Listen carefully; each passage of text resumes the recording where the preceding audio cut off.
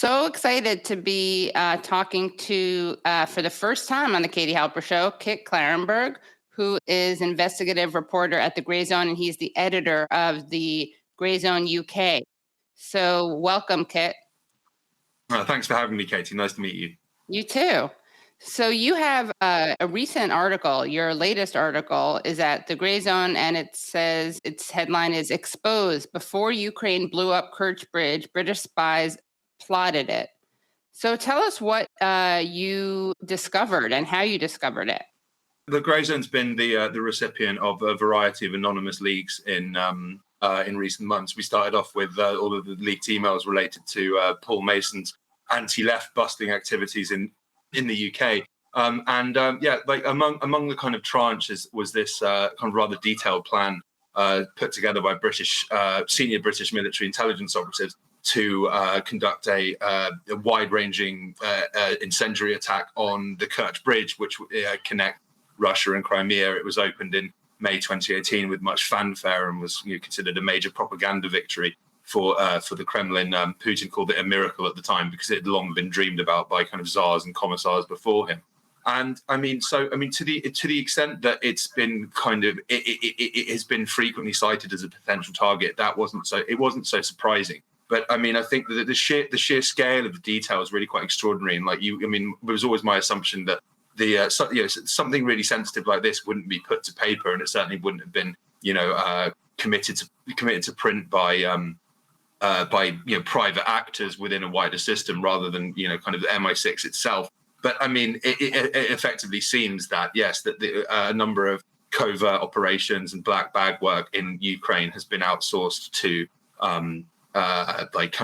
private contractors, including a mass training program for the Ukrainian security services to carry out sabotage missions. They call it a partisan army, and we've got stuff to come on that. But yeah, so when on October 8th there was that truck bomb attack on Kerch Bridge, it just seemed to what's the word? The parallels were very, very, very clear. And while it kind of differed, operationally. So, in this document, it was drafted by Hugh Ward, who's like this senior former British Army operative, and it was drawn up at the behest of Chris Donnelly, who is a senior British military intelligence operative, a long-time former NATO Secretary General advisor, used to advise Margaret Thatcher on defence issues, and is very, very, very hawkish and has been heavily involved in kind of laying the foundations for war with Russia in the West for a great many years. And he led something which is called Integrity Initiative, which is a Foreign Office black propaganda operation that spread kind of fake news about Russia, but also individuals like Jeremy Corbyn and Julian Assange, anti-war activists and left-wingers who are opposed to, like the US empire. And so, it called for either a team of specialist Ukrainian scuba divers or Ukrainians using unmanned underwater drones, or a cruise missile strike on the pillars of the Kerch Bridge, because the Hugh Ward identified that these were actually in fairly shallow water, and it would be easy to rig explosives or attack them in some way. And so the truck bomb itself is, yes, it differs operationally. So just to give you some background, on the right is a commemorative postage stamp of the Kerch Bridge explosion, which was issued in Ukraine suspiciously quickly. It was within mere hours of the attack happening. And now you'll see that, on the left is a slide, or a portion of a slide from Hugh Ward's presentation, and it shows, he specifically highlights the areas of the bridge that he thought should be attacked, which is, yes, it's the two pillars. You can see them on either side of the right-hand picture. Now, that seems to sync up rather exactly with the postage stamp, does it not? And the fact that this was produced so quickly does tend to suggest that it was made in advance of the incident. So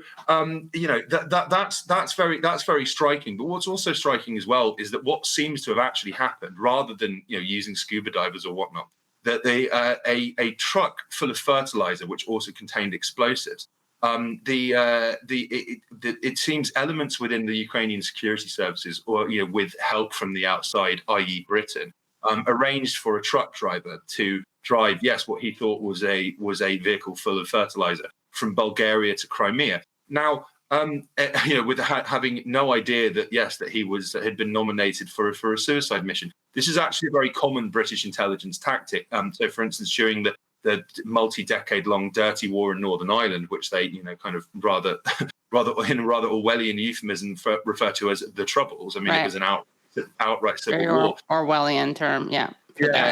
Indeed. Like essentially they British intelligence innovated, if you could call it that, a strategy called human bomb. So this would entail strapping people into cars which they didn't know were full of explosives, and through coercion and threats, compelled them to drive these cars into British Army checkpoints, and then they would blow up and they would kill soldiers and civilians alike. And this happened on several occasions. And the purpose of that was to escalate tensions and lead to kind of justify brutal crackdowns on the province's Catholic population. And this happened on, as I say, many several occasions. Still hasn't been fully investigated. Probably never will. So I mean that's another kind of potential fingerprint of British intelligence in what happened. So you're saying this may have been like a homicide bomb, not a suicide bomb? Yeah. The driver wouldn't have had any idea. Or an unwitting suicide. I mean, it's not. Yeah. I mean, it is homicide, right? If the person doesn't know that they're doing it, yeah. Yeah, indeed. And I think that the fact that they felt no compunction about doing something so unspeakably horrible. I think it speaks to the total lack of consideration for human life and consequences on the part of British intelligence. Like these detailed plans for blowing up the Kerch Bridge. It's used by tens of thousands of people every day. Civilian, traffic, etc. There's no reference whatsoever to minimizing casualties. And if this had been struck in this manner at pretty much any hour, it would have led to dozens, if not hundreds, if not maybe even thousands of deaths. I mean, it's somewhat fortunate that only 3 people were killed by the truck bomb that eventually went off. But I mean, Chris Donnelly is in many of his kind of writings on the need to prepare for kind of provoke war with Russia in Britain. He has concocted numerous completely crazy schemes in the past. So in March 2014, he proposed, in response to the kind of annexation of Crimea by Russia, to that Ukraine should load up Sevastopol Harbor with